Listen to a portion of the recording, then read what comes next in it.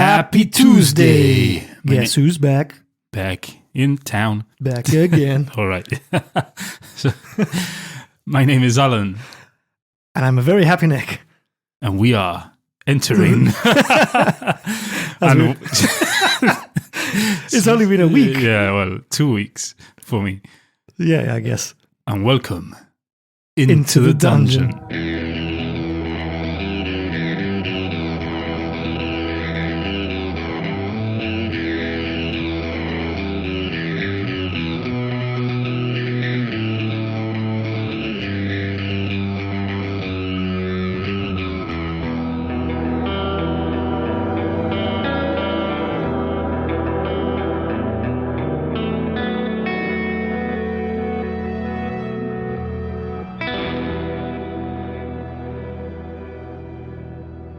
This week we find ourselves back with Shrew Shrubberies.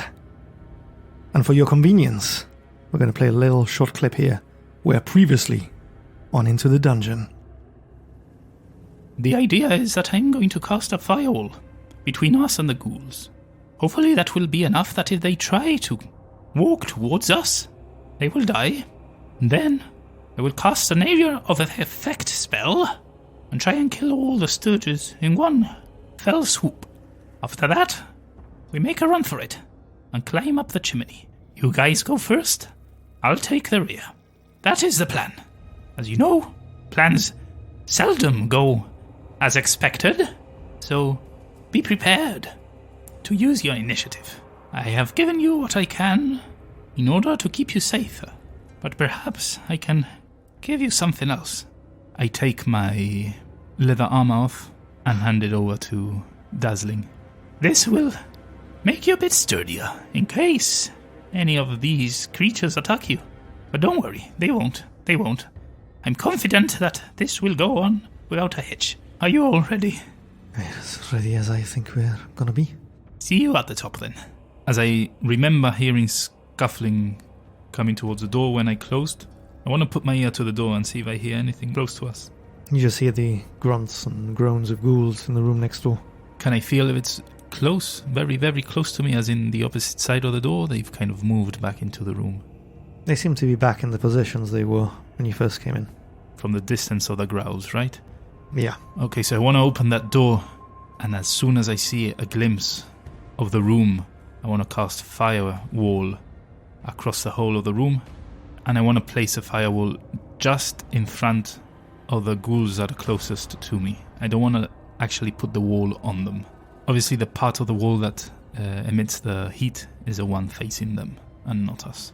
That is of the utmost importance. So while this is going on, in the room with the ghouls and in the secret room, with Dazzlin, Norbus, and Shrew, I'm going to ask you to give me a stealth roll for Shrew Shrubberies, who are making their way outside, as you asked them to do. This is going to be blind as well. Never split the party. Never split the party. Alright, so you manage to open that door. You cast your firewall. That means that you've dropped your invisibility from the potion. Yeah, my wall of fire. I'm going to ask you to roll for initiative. We'll also need initiative for Shrew Shrubberies, so I can determine whereabout they are as all this is happening. That's 20 for Murkub, 12 for Fena, 10 for Shrew, 17 for Fabian, 1 for Norbus, and 4 for Dazzling. Oh dear. Not perhaps the hastiest of escapes as you were planning for. No, unfortunately not. Right, I'm going to roll for the ghouls.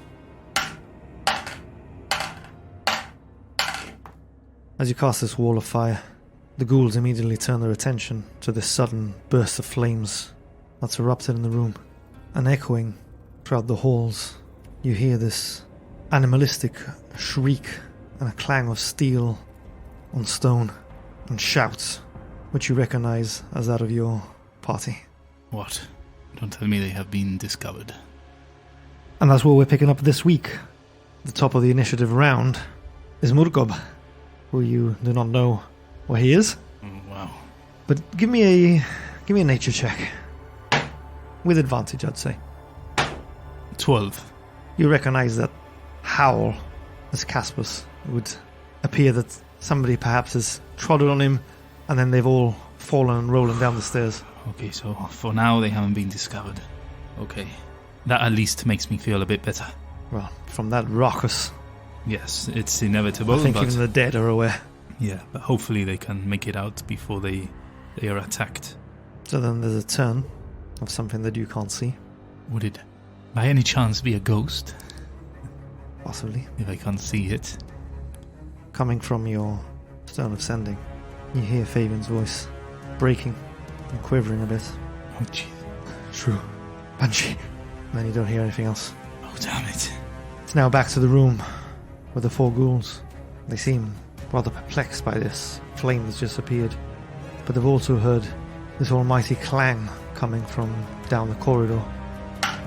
Seems rather confused and just backs away from the flames at this moment in time. Opens the door and peers down the corridor. One of the other ghouls pops outside, starts glaring down towards the end of this corridor, rather perplexed at what's happening. So now it's a Shrew. Okay, Shrew wants to walk up to the fireplace, look up at the Sturges, and I want to cast a tidal wave. Alright, so you're casting this right up the chimney then. Yes, well, I want to try and engulf those Sturges. Try and kill them all at once. Shouldn't be too much of a hassle, he says before rolling saves for all the Sturges. How many were there? 3, right? 4. 4. Was this Dex or Constitution? It's dexterity. Here we go. Sturge number 1. Total of 16. Sturgy number 2.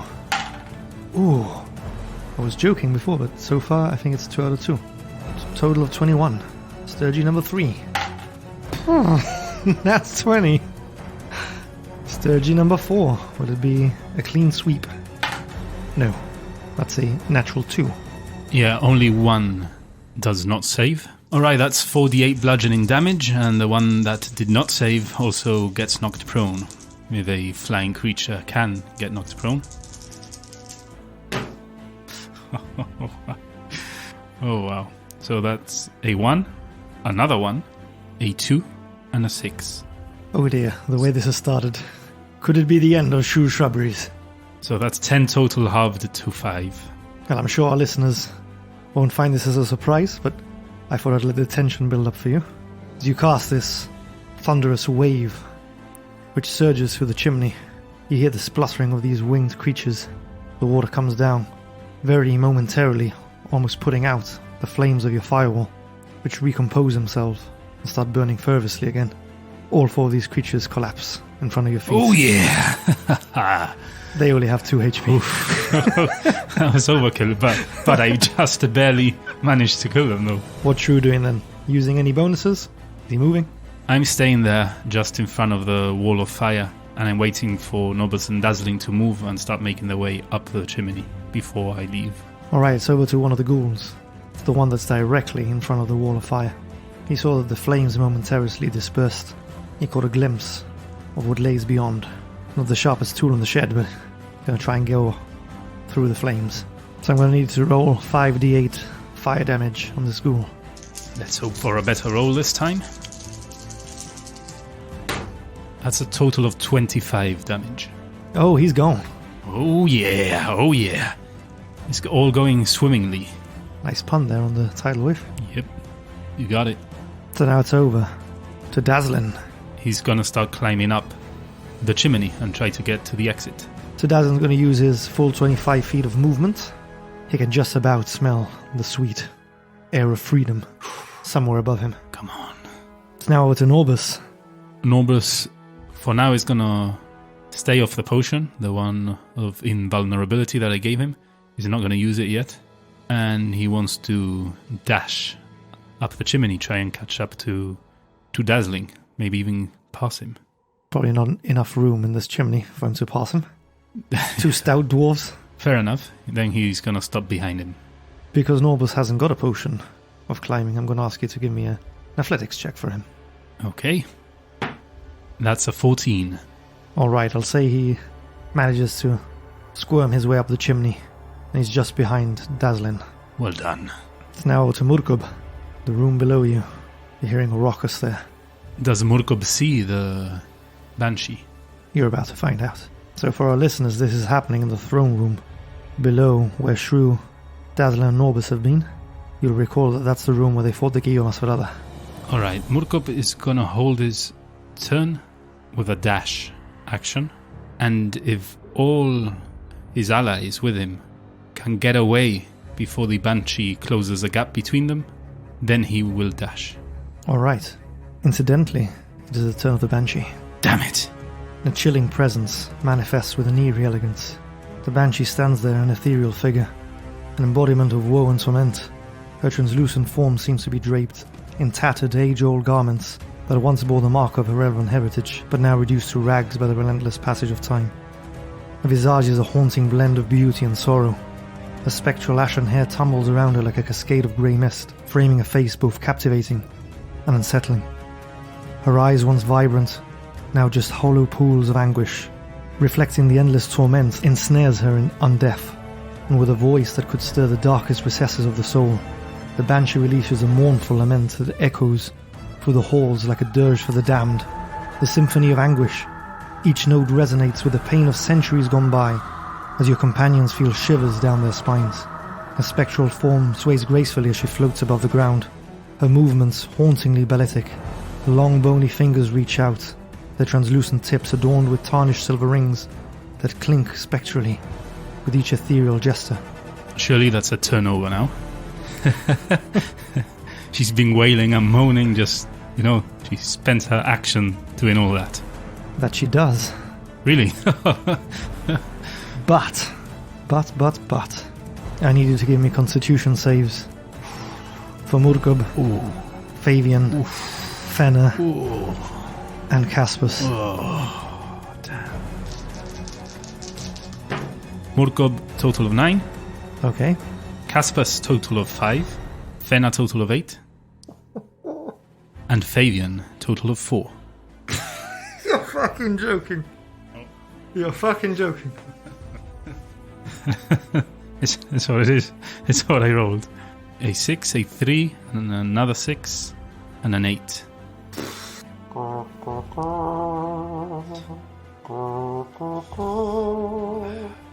It is what it is. Okay, so as the Banshee releases that mournful wail, all 4 of your companions drop to 0 hit points. What the fuck is that attack? That's and overkill. And lay unconscious on the floor. Shit. Yeah, that's overkill. Obviously, Shrew doesn't know any of this is going on. No, he's just heard this massive wail and then silence coming from beneath him. So it's a Fabian. Gonna need you to give me a blind death saving roll. Oh, shit. Oh, fuck. Yeah, it just dawned on me that I need to make saving throws. I forgot about that mechanic. I just thought they would stay there dead until I come and rescue them. Yeah, KO, yeah. Oh, shit. Okay. Yeah, we almost made it. We almost made it to the dragon. Obviously you don't know what the result of that is. The action now goes back upstairs to the ghouls there. The one that was by the door exits the room and starts shuffling down the corridor. It's now over to Caspus and Fenna. You know what I'm going to ask you for. Death saves. Blind again. It's over to the other 2 ghouls. They're in the room with Shrew. They're going to follow suit and follow this ghoul that's already left the room. It's over to Shrew. Shrew is going to follow the dwarves up the chimney. So as far up as you can, yeah? Yeah, until I get up to the tushies. Give me an athletics check.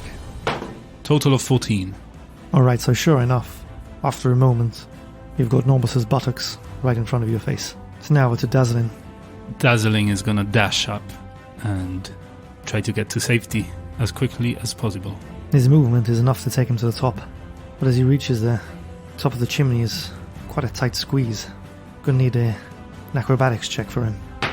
That's a 2. Well, as much as he's trying to shove his way through in this panic, he can't squeeze through. He's stuck. Oopsie. And he's blocking the path for Norbus and Shrew behind him. Oh my. Kind of like Winnie the Pooh when he's stuck in the tree looking for honey.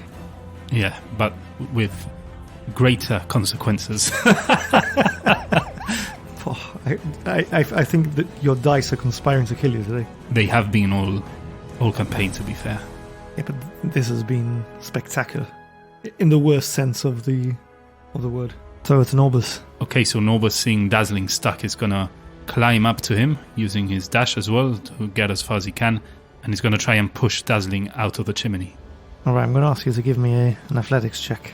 I'm going to ask you to do it with disadvantage because he hasn't really got much room to maneuver here. He's sort of just trying to push his back into it.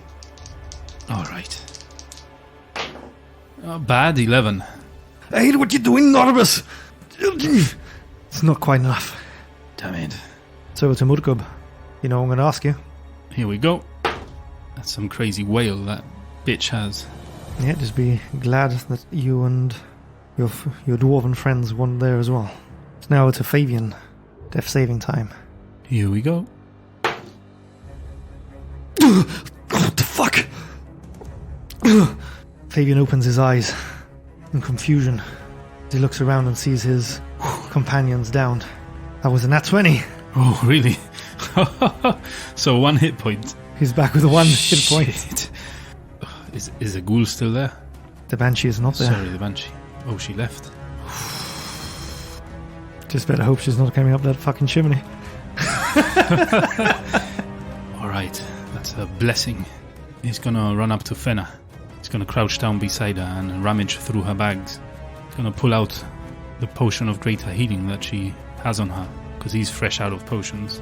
And he's gonna feed it to her using an action.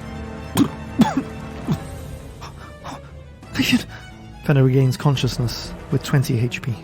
Oof, come on. And then he wants to use his second wind as a bonus action to heal himself up a bit. Alright, so that's a D10 plus your fighter level. That's a total of 15 healing. Okay, that brings him up to a total of 16 hit points then. Not too bad, considering we were all downed. It's now to one of the ghouls upstairs. And incidentally, it's now over to Fenna. By the hairs on your chinny chin chin, you might get out of this one, Mr. Shrew. Let's not celebrate quite yet. Fenna is now in a predicament, seeing as though Caspus and Murkob both been felled, and she's torn apart. Who should she save first? She is gonna rummage again through her bag and take out a potion of superior healing. She's gonna look between Murkob and Caspus, and with a heavy heart, she's going to walk up to Murkob and feed him the potion. So that's 8 D4 plus 8. Because you're using a full action. You'll reap the full benefits. Murkob is back to full health. Oh, mate. Oh, what happened? Alright. But he's still lying prone. Yeah, only Caspus left. Speaking of which, it is his turn. He needs to give me a death saving throw. So there's the ghouls upstairs. They continue their slow shuffle down the corridor towards the stairs where they heard the rockers coming from. It's now to Shrew. Some distance above you, you're seeing Dazzling stuck in the chimney. Shrew, seeing this kerfuffle in front of him, is gonna again just climb up the chimney and try and push Norbus to push Dazzling so that they can all get out of here once and for all. Alright, give me an athletics with disadvantage. Total of 8. It's not enough. You're pushing into Norbus that's sandwiched between you and Dazzling. And as you're trying to push against the stocky weight of this dwarf, you find yourself sort of starting to slip down ever so slightly. Oh no. You haven't got enough strength to push him up. Ugh. It's the weight of 2 rotund dwarves lodged right above you. This plan isn't going quite as I had envisioned it. Let's just hope they haven't had anything particularly gassy for dinner. That's the least of our worries. So we're to Dazzling, who's stuck in this chimney. Okay, Dazzling is gonna try his hardest to get free. Alright, I'm going to say he's going to stand on Norbus's shoulders. So he won't have to roll with disadvantage. But I am going to need an athletics saving throw as well from Norbus and Shrew, as he's trying to push himself through here. So we're doing 3 athletics saves? Yeah. Checks? 1 check, 2 saves. Okay. Shrew's will be with disadvantage because he's got the weight of the 2 dwarves above him. Okay. I'm gonna roll all of them at once. So Norbus rolled a 4, Shrew rolled a 7, and Dazzling rolled a 9. So Dazzlin starts pushing on Norbus's shoulders. He tries to push his way through. He's still lodged there, but from underneath him you hear as Norbus and Shrew tumble down the chimney. Oh, jeez. Dazzling! You've both landed in a heap, prone at the bottom. Is it that hard to exit a chimney? Hey, it's a bit of a tight squeeze. I should have gone first myself. Hey, probably been a good idea. Can't you turn into something big and burst your way through? Now it's an Orbis, who's lying on top of Shrew. He's gonna get up using half his movement. Then he wants to dash up the chimney again to try and push Dazzling. He hasn't quite got enough movement to catch up to Dazzling on this turn. Just out of reach. So it's a Murkob, who's lying prone downstairs in the throne room. Murkob is gonna stand up. Your friends at downstairs are hearing the shuffling of feet coming towards the stairwell. Not too far now. He's gonna dash for the exit. That action then takes him just beyond the second set of double doors. You know, through that small corridor where you had come face to face with one of the first ghouls as you peeked through the arrow slit. So it's the Banshee. You hear this moan coming from beyond the flames of your wall of fire. And through the darting and dancing flames, you catch a glimpse of that ethereal being. Fuck. Staring towards you, lying on the floor of this chimney. But she just stands there, her face a horrifying visage, as she just screams and moans. Roll for fire damage, that's 5d8. She's stopped within 10 feet of your firewall. Oof. Let's see if I can kill her with this.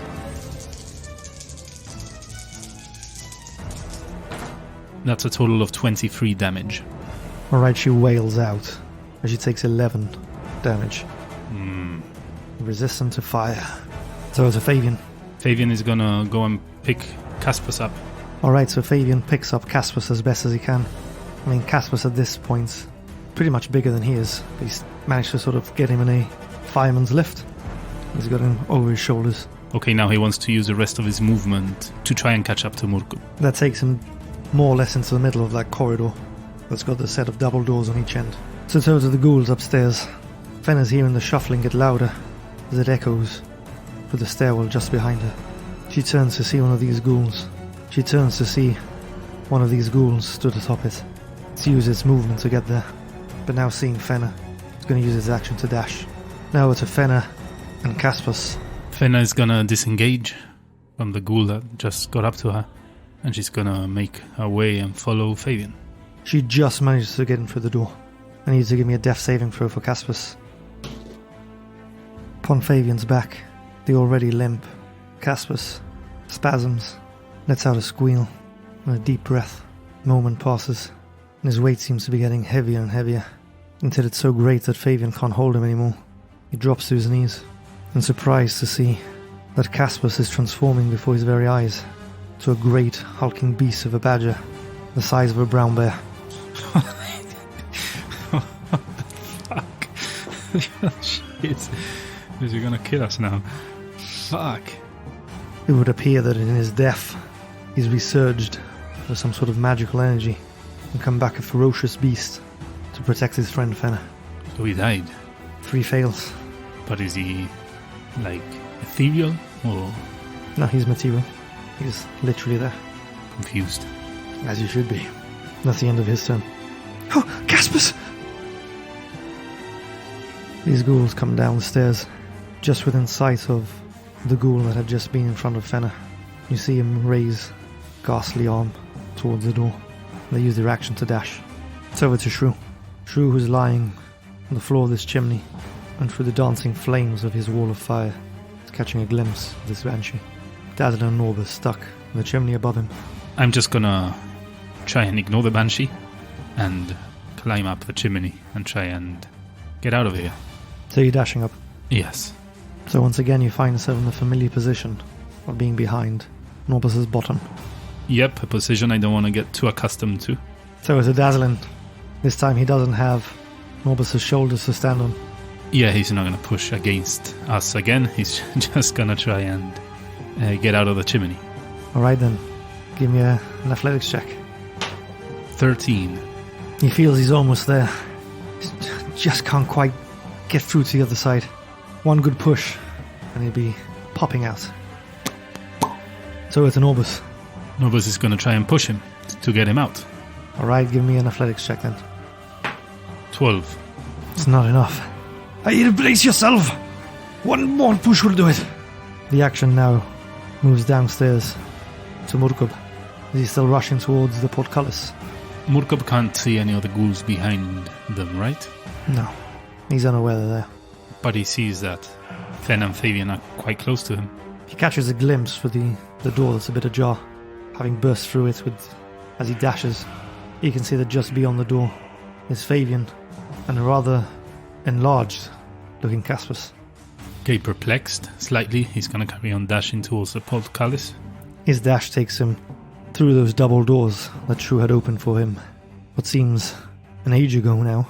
Just 30 feet in front of him awaits the portcullis. Okay, he's turning around and just facing towards his companions and keeping the double doors open. Shrew feels this chill coming from behind him in the chimney as he turns to see the banshees appeared in the chimney shaft and she's looking up at them, the mouth open wide as she wails. She's about 10 feet behind Shrew. Now it's a Fabian, who obviously can no longer carry Caspus. In fact, there's no need to carry Caspus. I take it he's dashing after Murkub? Yeah, he's continuing to dash, although does he see the ghouls? He can hear them. They're just out of line of sight. Fenna can see them. He's going to continue his dash and catch up to Murkub. He gets right up to the double doors that Murkub's holding open. And with that, it's over to Fenna and Caspus.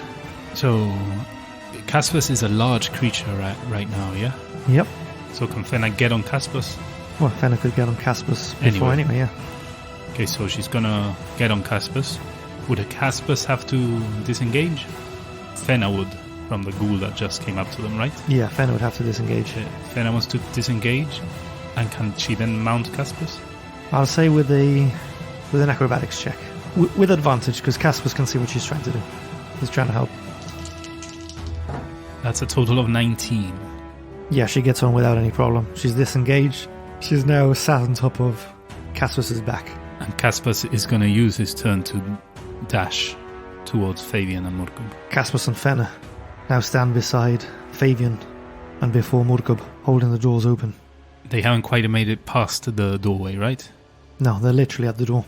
It's now to the other two chasing ghouls. Two of the ghouls giving chase reach approximately halfway into the large central chamber, about 40 feet away from Shrew's Shrubberies. Now it's a Shrew. Shrew, seeing the apparition behind him, the Banshee, he's going to try and ignore it as best he can. Get up as close as I can to Norbus, and that's as far as I can get because they're still blocking the way, obviously. So I want to turn around, look at the Banshee, and I want to cast Tidal Wave once more. Alright. So she must make a dexterity saving throw. It's a total of 15. 1-5. Yeah, that just saves. That's 21, half to 11. And then halved again to 5. Just to explain to our listeners, halves because she saved the saving throw, and then she's also resistant to bludgeoning damage. Hey, what's going down there, Shrew? Nothing. Get out. Get out now. You see him fiddling with the necklace that he's wearing around his chest. Looks terrified seeing this Banshee. It's now with a dazzling. Alright, Norbus! Here we go! On the count of 3. 1, 2, 3! With advantage as Norbus is helping him. 12. I'll say that because he was part way through. It's just enough. As he pops out into the mountainside. Finally, that's 1. Now it's an Norbus. Norbus is going to try and follow. Alright, give me a pull! Give me another athletics with advantage this time for Norbus. 17. The chimney seems to have been widened just enough, with Dazzling popping through. And between his pulling and Norbus's pushing, the second dwarf is now outside. And then there was one. Oh no. Face to face with a Banshee. Oh damn. It's now back to the action downstairs in the Great Hall. It's over to Murkub. Murkub is going to hold his turn. He wants to wait for his friends to make it to the portcullis. Then he wants to shut the doors behind him and try and lift the portcullis with his friends. The action momentarily shifts back upstairs as the Banshee closes in on Shrew. Shit. Now alone in this chimney, she reaches out and touches him. It's a 19 to hit, Yeah, that hits. and without armor. Yeah. Dazzling has my armor. Shrew takes a total of 15 necrotic damage as he feels a chilling touch spread throughout his body. Damn it. So it's a Fabian. Fabian is going to rush past the door towards the portcullis. And there he's going to hold his turn. When everyone is ready to push the portcullis up, he will do so too. Now to the initial ghoul that had engaged with Fenna. He's going to start giving chase.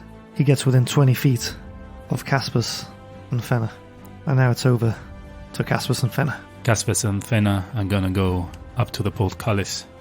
And they're going to start trying to lift it up. And this now would trigger Murkob to close the doors, run towards the portcullis and start lifting, as well as Fabian. Give me an athletics check with advantage. That's a total of 21.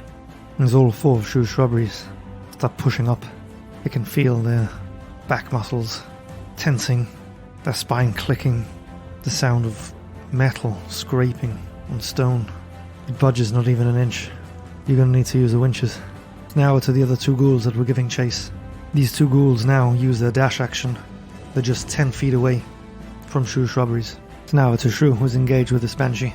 So if I disengage, could I try and get out of the chimney? You can certainly try. I'm going to do that. I'm going to disengage and try and exit the chimney. As you get to the chimney, you realize that it's big enough for a little creature like you. Alright, good. So now that I'm out there, I want to tell these guys, Let's get to the bottom. Let's go to the entrance of Axeholm. and I want to try and find a way to get down from up here. So right now you're on this small outcrop that's overlooking the valley and the mountain below you. You're going to have to climb down. There's no path down there. Oh my. And how high am I right now? It's a good 60 feet to the gate below you. Well, it appears there's more climbing to do. That potion you gave me. Climbing seems not a thing to be worried about. Now speak for yourself, Dazzlin. Yes, speak for yourself. And if I have any movement left, I want to start climbing down the wall. You haven't got enough to start climbing. You've got enough to take you up to the edge. Okay, I'll get up to the edge then. So over to Dazzlin and Norbus. They will start climbing down. Alright, so Dazzlin will need to do a check with this potion. Give me an athletics check for Norbus. 17. Without any issues at all. Manages to find plenty of footholds and handholds. He uses his movement to start descending towards Axeholm's gate. Can he use his dash to carry on descending? Alright, I say you can. He does that then. So both Dazzlin and Norbus are about halfway down this cliff face now. Now to Murkob. The action moves downstairs to the room with the portcullis, as Shrew's shrubberies have been joined by two of the ghouls. Murkob turns around and strikes at one of the ghouls, the one on the right. Alright, roll to hit. 12 to hit. Just hits. Oof. There's a d6 plus a d4 for the wounding. I would like to say that Murkob raged before doing that. Okay. That's his last rage. That's a total of 5 damage. Gonna roll a constitution save for him. Ooh, he's failed it. Great. He's wounded. The action now goes back upstairs to that chimney, the Banshee. This horrific wail echoes throughout the mountains. Shrew turns to see this Banshee's head pop out from the chimney. She starts trying to leave, but these spectral, almost ethereal tethers seem to be binding her to the fortress. She doesn't seem like she can leave, and she pulls against them, trying to lunge herself towards Shrew, screaming and wailing, but it's of no use. She seems bound to this forsaken fortress. The action now jumps back downstairs to Fabian. Fabian turns around as well and attacks the same ghoul that Murkob attacked. Alright, roll to hit. 22 to hit. That hits. That's a total of 9 damage. Just to remind our listeners, that's a +1 from the sword, but a minus d4, because he's little Fabian. Yep. Fabian's got a second attack. He's gonna go at it again. 22 to hit. That hits. That's a total of 9 damage. Oh, Fabian, baby. You've cut him down. Alright. So now with the rest of his movement, he wants to turn around the last remaining ghoul and position himself behind him. It's now over to that ghoul that was initially giving chase. The one that first saw Fenna. He's finally caught up. He's right up on Fabian, who he sandwiches between the other ghoul, giving him advantage. They're going to try and bite into Fabian's neck. It's a 20 to hit. That hits. For a total of 10 damage. That brings Fabian down to 6 health. It's now over to Fenna and Caspus. Caspus is going to walk up to the ghoul that's in front of Fabian, next to Murkub, and he's going to try and attack it.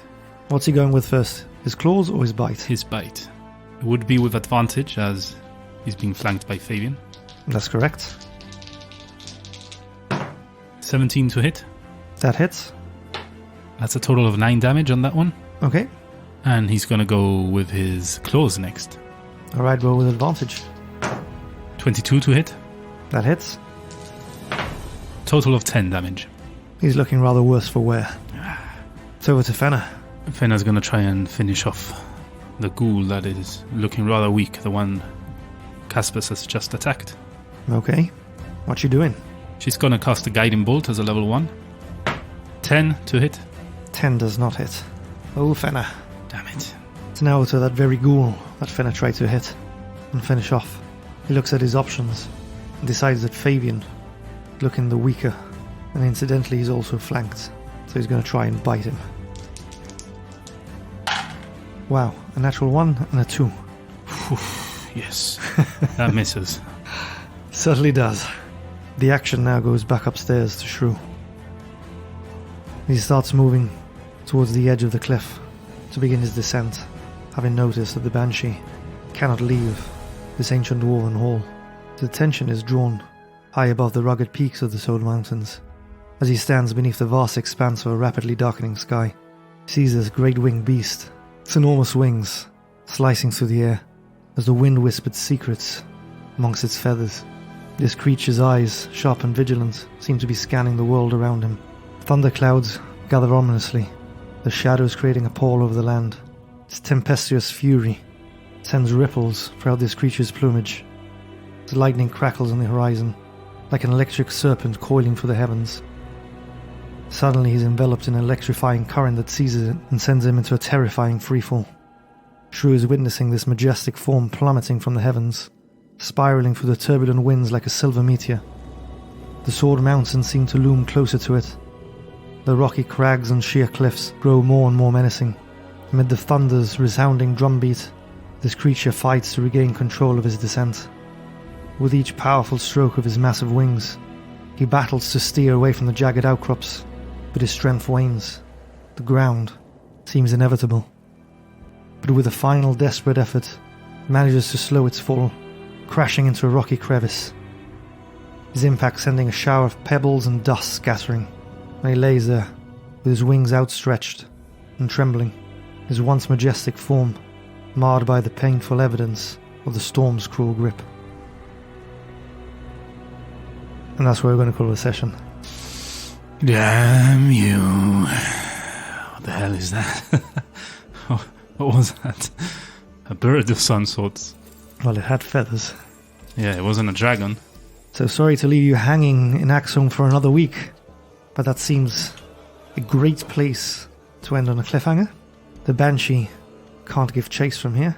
Well, she can certainly chase. Fenna, Fabian, Murkub. Oh yes, that's why we're ending it here and not continuing for now.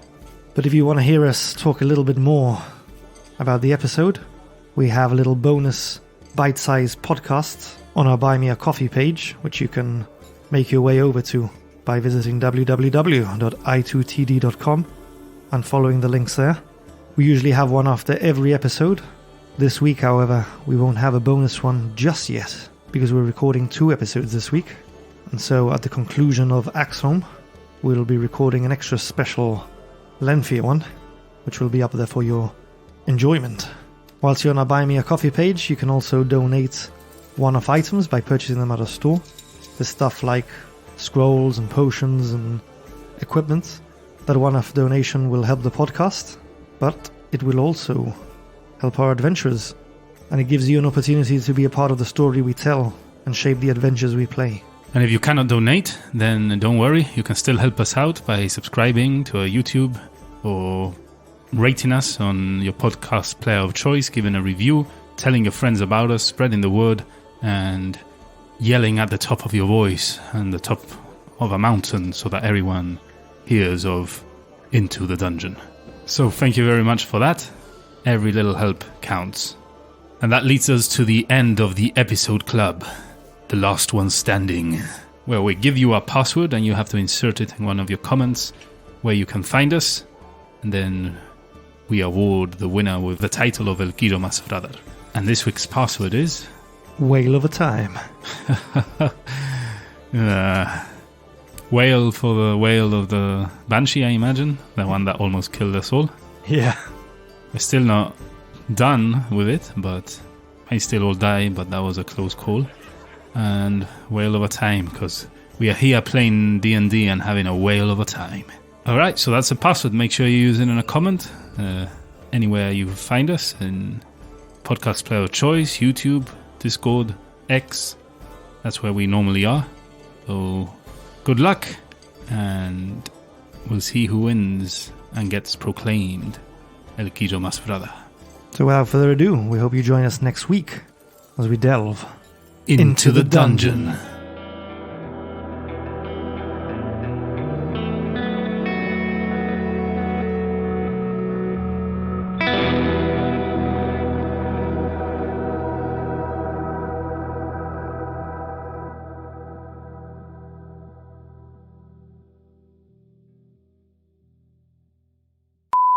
When Dazzling got stuck up the chimney, he began to shout, "You Appropriate. naughty ghouls won't get any dwarves if Shrew don't help me out." My bum is big. Can't remember that one. Is it my... Oh, forget it. Yeah, she gets on without any problem. She's disengaged. She's now, I was going to say straddling, but poor choice of words. Just to remind our listeners, that's a +1 from the sword, but a -D4, because he's little Fabian. Yep. Not that he's using little Fabian as a sword.